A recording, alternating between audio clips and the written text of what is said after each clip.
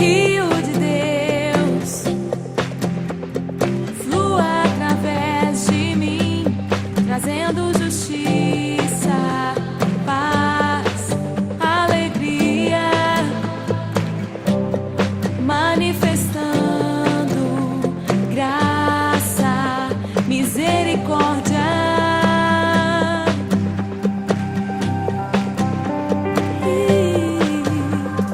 Rio de Deus, suba pelos morros. Rio de Deus. Aleluia. Essa noite você precisa fazer uma escolha. Essa é a noite das escolhas. Veja, Deus ainda veio falar com Caim.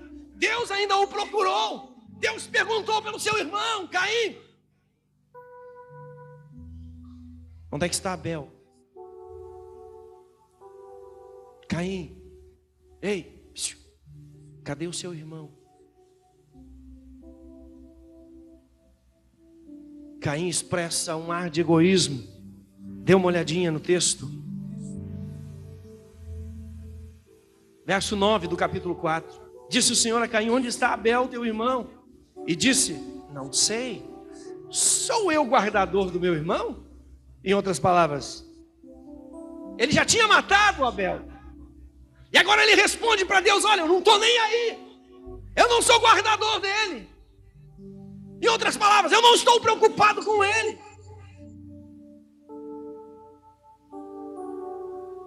Quem é você? Aleluia. O que realmente tem valor na sua vida? O que realmente tem valor para você? Aleluia. Noite de cura. As pessoas então que manifestam problemas de convivência, quase sempre trazem por trás disso um relacionamento pobre com Deus. E quando não estamos dispostos a dar a Deus o melhor de nossas vidas, tampouco admitimos o melhor para o nosso irmão. Existem aquelas pessoas que não têm coragem de dar o melhor para Deus, e quando olham para alguém dando o seu melhor para Deus, ainda criticam, não conseguem suportar. Quando olham para um irmão, para uma irmã de fé, alguém que realmente tem fé, alguém que coopera, sabe, até financeiramente, alguém que investe, que faz até um sacrifício, alguém que diz: eu quero honrar o meu Deus, eu quero honrar a minha igreja, eu quero dar o melhor, eu quero fazer isso porque é para Deus. Alguém olha, alguém que tem um relacionamento quebrado com Deus, logo critica: não faz isso, para que fazer isso? Sabe, as pessoas não conseguem às vezes resistir a isso. Bate no coração uma inveja, um ciúme, algo forte dentro do coração, que acaba com o seu relacionamento, com a sua vida. A pessoa às vezes vai ao desespero e às vezes até some da igreja, vai embora. É a síndrome de Caim. Sempre começa aqui. A falta de um relacionamento intenso com Deus leva o homem a ter mais dificuldade com seus irmãos. A carne sempre prevalece. Quando o nosso espírito não é fortalecido pela comunhão com o Pai. Aleluia.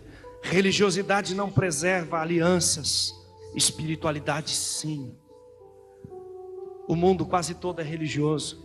Todo mundo tem sua religião. Mas isso não tem nenhum valor. Jesus não está preocupado com os religiosos. Jesus está preocupado e procurando e buscando os adoradores. Aqueles que adoram o Pai em espírito e em verdade. Sabe, jovens e adolescentes, aqueles que dizem sim à palavra de Deus. Eu não vou me acomodar ou me conformar, ou vou pegar a forma deste mundo, não. Eu não vou me formatar ao sistema deste mundo, não. Eu vou viver uma vida santa para Deus. Eu vou viver uma vida de santidade para Deus.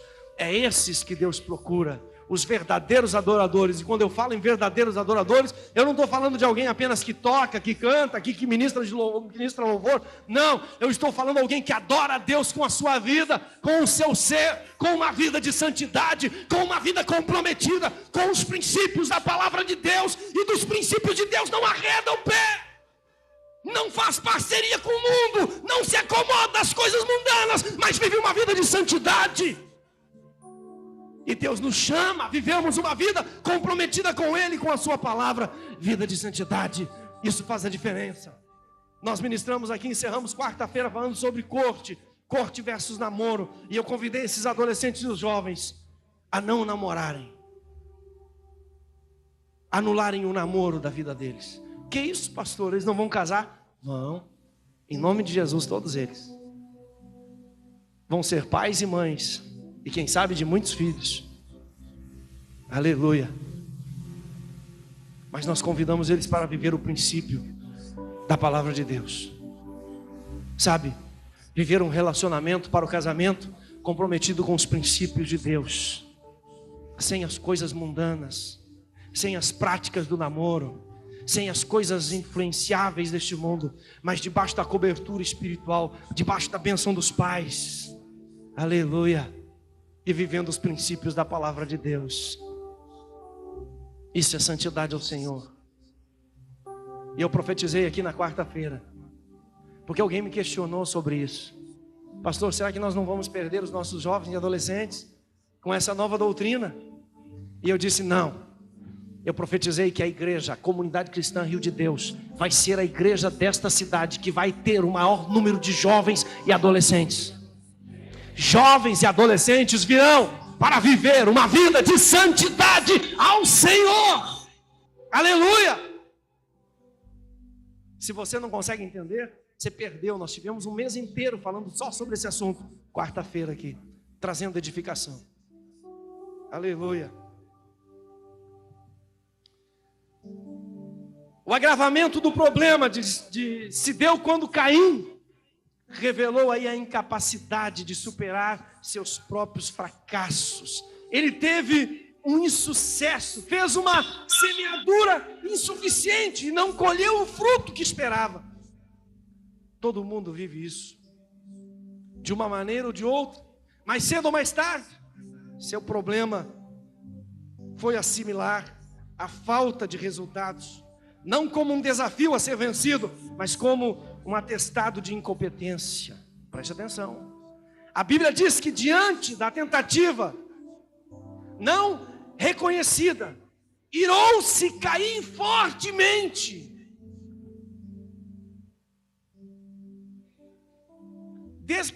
Caiu-lhe o semblante. Estava na sua cara o seu mau humor. Você já encontrou alguém assim? Lembra que eu falei no início do culto? O coração alegre, o que ele faz? A formoseia deixa o rosto bonito. Mas a mágoa, a amargura, o rancor, o ódio, a tristeza se expressa também facialmente, pela face. Não tem como esconder. Geralmente a pessoa mal-humorada, no olhar, no conversar, nas primeiras palavras você já percebe. Muitas vezes ali há um poço de amargura que precisa de cura. E o poder do sangue de Jesus está aqui esta noite para curar. Aleluia, para curar, para libertar você. Para trazer você uma vida de comunhão, de intimidade com Deus. Um relacionamento que vale a pena viver. Preste atenção. Ninguém passa pela vida sem perdas, reprovações e fracassos. A grande chave é olhar para os fracassos como um desafio a mudanças. Quando o insucesso nos leva ao buraco negro das emoções, preste atenção, gerando em nós complexos de rejeição, estamos adoecendo perigosamente. Você se lembra aí de Pedro? Isolando-se após negar Jesus, ele estava com a síndrome de Caim. Quando perguntaram para ele, disseram: você é um deles. Quando Pedro estava lá na fogueira, Jesus estava sendo condenado, e disseram: ó Pedro, alguém olhou para ele e disse: ó, esse aí é um deles. E Pedro disse: não sou. Chegou outro e disse: não, mas claro que tu é, a tua voz te denuncia, você fala igual ao mestre Jesus, você também é um deles. E Pedro estava com medo de morrer, disse: não sou eu. Até que por fim chega uma empregada e vê lá e reconhece: não, é ele sim, é esse é o Pedro que estava com Jesus. E Pedro chega ao ponto de espraguejar e dizer: olha, eu não conheço esse homem. E sai dali. Mas quando ele sai dali, o Senhor havia dado um sinal para ele. Jesus tinha dito: Pedro, tu vais me negar antes que o galo cante, tu vais me negar 3 vezes. E Pedro disse numa outra ocasião, quando ele estava junto com Jesus: não, Senhor, eu jamais vou te negar. Que é isso? Estou andando contigo, tenho visto teus milagres, tu é o meu Deus, o meu Senhor, jamais vou te negar. Mas quando chegou a hora da prova, Pedro estava dizendo: eu não conheço. Só que depois disso, o galo cantou e Pedro saiu dali e foi chorar amargamente. Amargura pelo pecado, traiu o seu mestre, mentiu. Parece que eu vejo Pedro se afastando da multidão, a fogueira estava acesa, todos estavam lá, Jesus estava sendo condenado. E daqui um pouco Jesus levanta a cabeça e olha entre a multidão, e olha nos olhos de Pedro lá ao longe, e Pedro fica olhando para Jesus e começa a chorar. Sabe, eu fico imaginando Pedro dizendo: como eu sou covarde, como eu sou medroso, como eu sou fraco. Mas depois, logo adiante, Pedro se converte. Se converte de verdade. E se torna o grande apóstolo do Mestre Jesus. Primeira pregação, ganha 3.000 almas para Cristo. Se rendem diante da pregação de Pedro. Depois que ele passa pela cura. Você precisa também ser curado aqui nesta noite, para que Deus possa levantar e usar você como um instrumento de poder em suas mãos. E não se equivoque, é exatamente isso que Deus quer fazer na sua vida, através da sua vida. Aleluia. O complexo de inferioridade levou Caim a um problema mais grave: a dificuldade de aceitar o sucesso do outro. Não foi só a sua reprovação que afetou o humor de Caim, mas a honra que o Senhor direcionou a Abel. A perspectiva de Deus para nós é: chorai com os que choram, alegrai-vos com os que se alegram. Emoções compartilhadas são um sinal de saúde interior. Quando somos incapazes de viver assim, estamos doentes. Ora, a inveja é o sinal mais claro de que as fontes da convivência estão adoecidas na vida de alguém. Faça uma análise da relação aí entre José e seus irmãos, entre Davi e Saul, e você verá isso ilustrado. Não vou me deter aqui, a hora se vai. Mas quando o melindre se manifesta em nós, ao vermos o outro sendo exaltado, temos um grave problema. Ei, Deus esta noite quer trazer cura ao seu coração. Você está preparado para ser curado? Deus quer arrancar de uma vez por todas da sua vida a síndrome de Caim. Aleluia.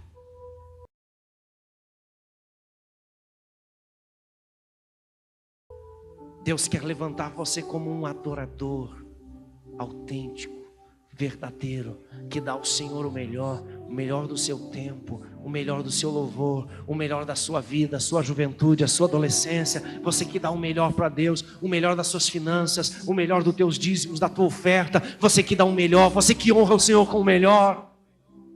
Deus quer curar você para você ter capacidade de honrá-lo, sim, com o seu melhor. Aleluia. Com o melhor da vida que Ele te deu para viver.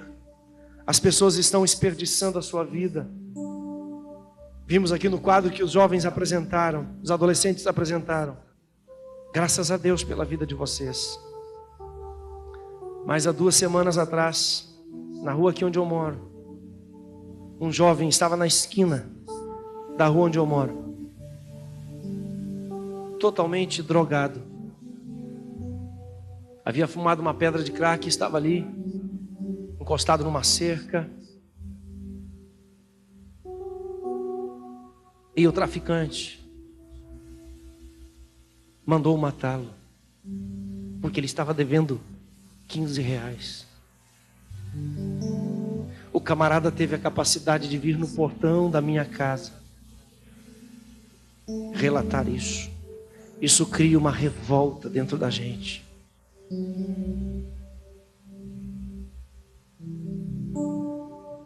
menino estava drogado e daqui um pouco ouvimos um disparo na cabeça.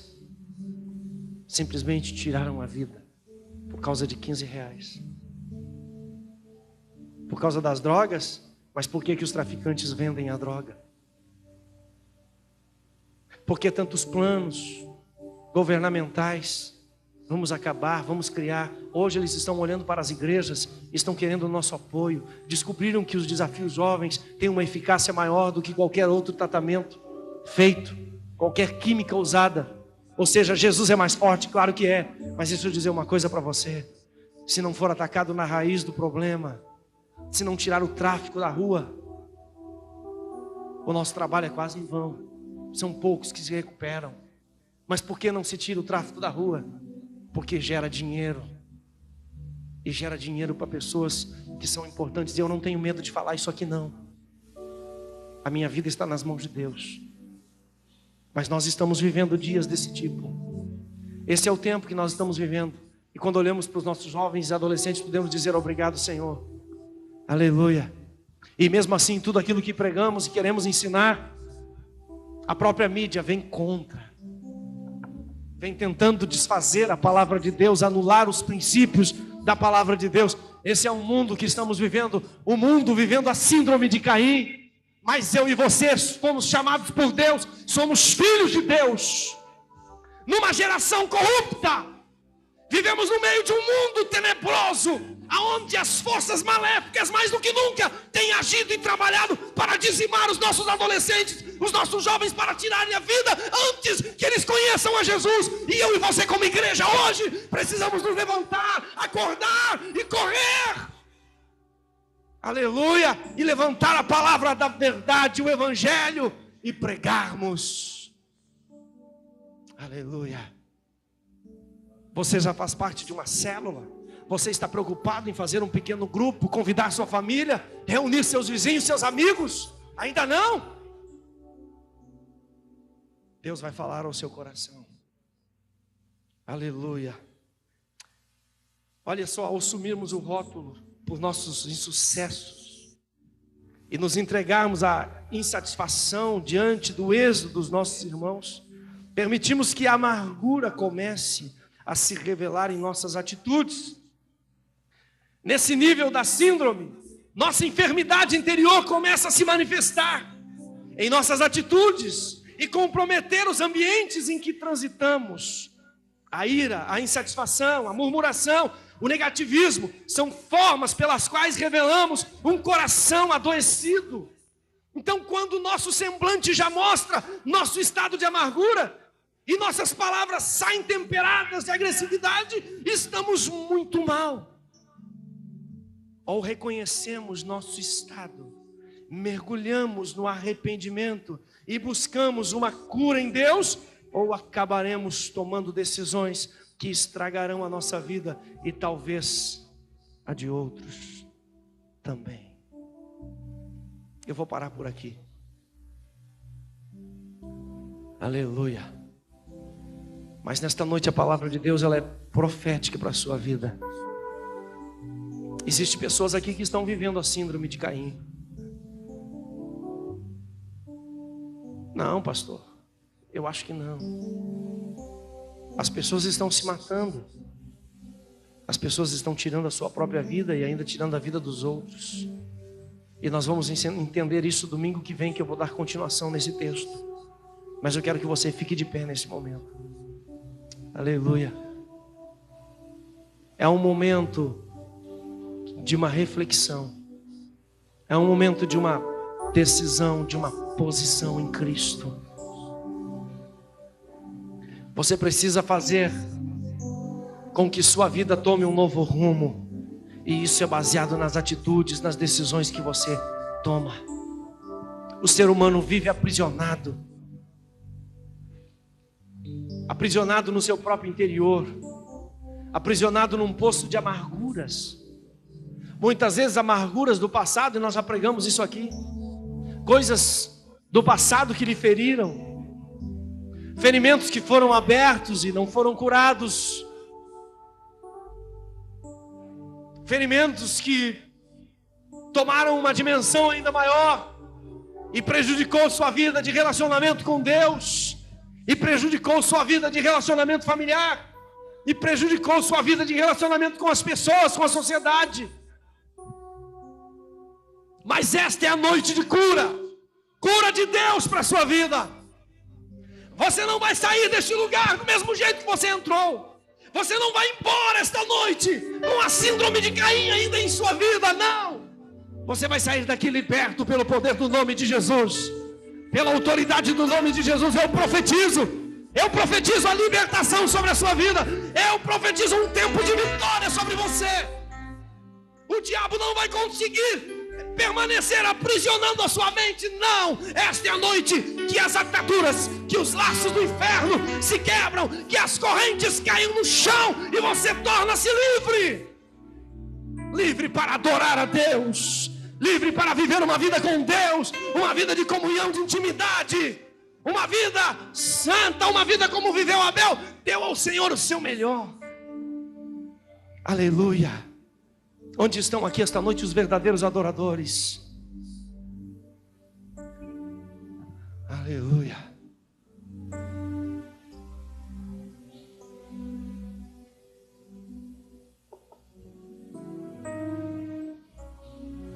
Aleluia.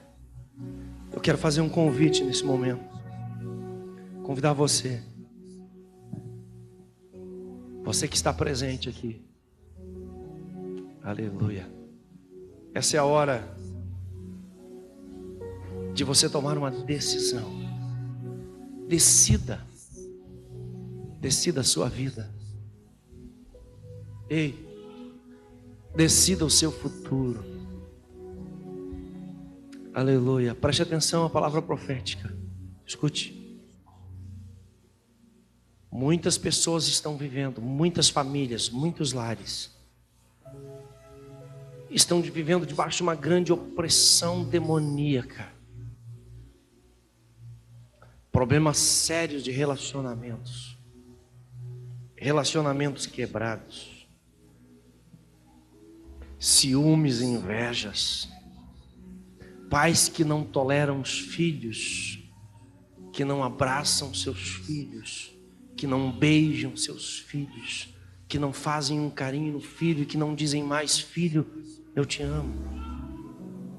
Filhos que viram as costas aos pais e não estão nem aí, não se preocupam. Não importa se você já casou, você é filho e sempre será. Você é pai e sempre será. Aleluia. Não tem idade. Você é pai, você é mãe. Eu tenho um hábito com os meus filhos, e é interessante que é principalmente com os filhos homens, né? Eliezer e o Tiago. Sempre que nos encontramos, nos beijamos. Ei, qual é o seu relacionamento? Com a esposa, com o esposo? Seu filho, você já disse para ele hoje: filho, eu te amo. Esposa, eu te amo. Esposa, eu te amo. Aleluia. Relacionamentos. Deus quer curar a sua vida.